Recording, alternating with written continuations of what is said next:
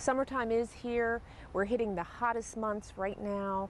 We've had a heat wave and there's no end in sight. So we do urge parents to please remember, if you have children or pets in your car, to do the right thing, to make sure that you don't park and leave anybody behind.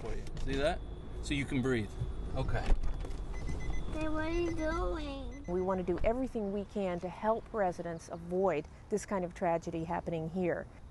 If you see a child alone in someone else's vehicle, whether you're out at the mall or the library or anywhere, don't hesitate to call 911 and call police, especially in this heat. It could be an emergency.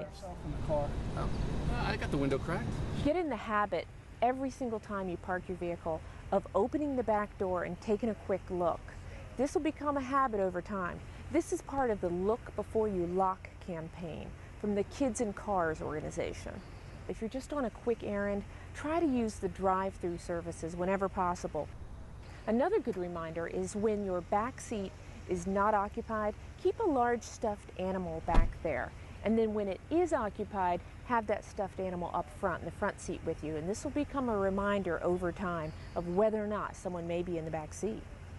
Make sure that you have a good open communication line between your babysitter or your daycare provider.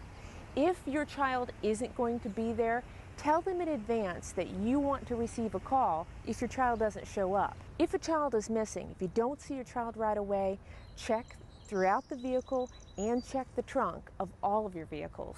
We lead very, very busy lives, whether you're in Fairfax County or anywhere around this region. We have a lot of things weighing on our minds, so we want to do what we can to prevent these types of tragedies.